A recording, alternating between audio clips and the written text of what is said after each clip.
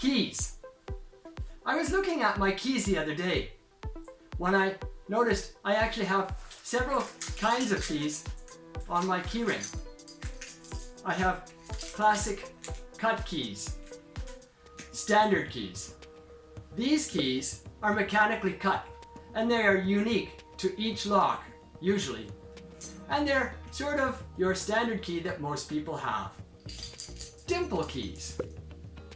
These ones are quite expensive to make copies of, and they're difficult to make copies of. And they have dimples in them, but the profile or the edges aren't rough.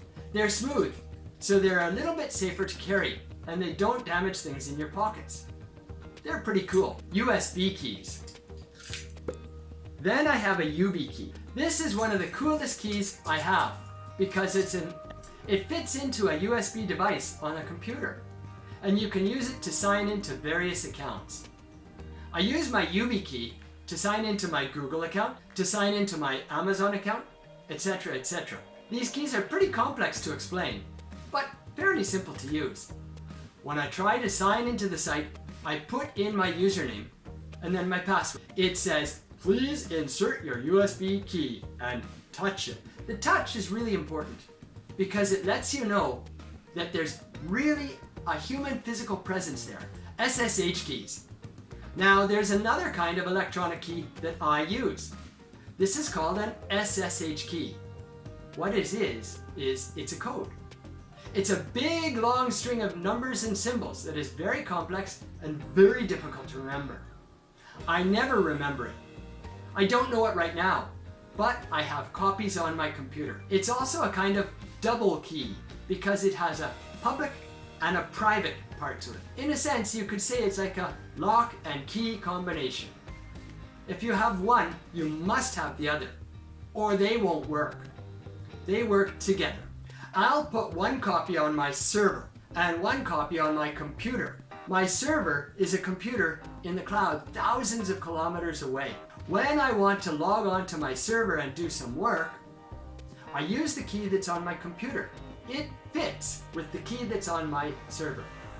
And then, because they match, I can get access to that server and I can get in there and do work on it. They're very, very safe, but they won't be for long.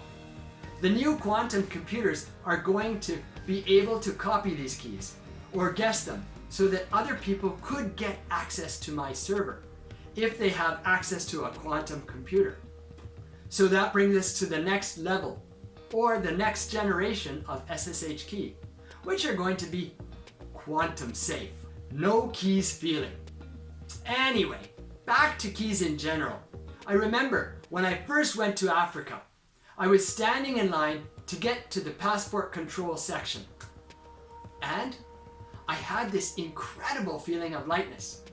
I put my hand down to my pocket and there were no keys in my pocket. I was moving out of the country for an extended journey. I had no car. I had no house. I had no residence. And I had no keys. That was a magnificent feeling of lightness and freedom. Keys might give you a sense of control and security, but they have a certain heavy feeling to them. If you ever get the chance, try to have a section of your life where you have no keys. It's a wonderful sense of freedom. Try it someday. Be sure to click the subscribe button if you want more extensive English listening practice now. My channel is a great way to do extensive English listening practice easily. Thanks for listening.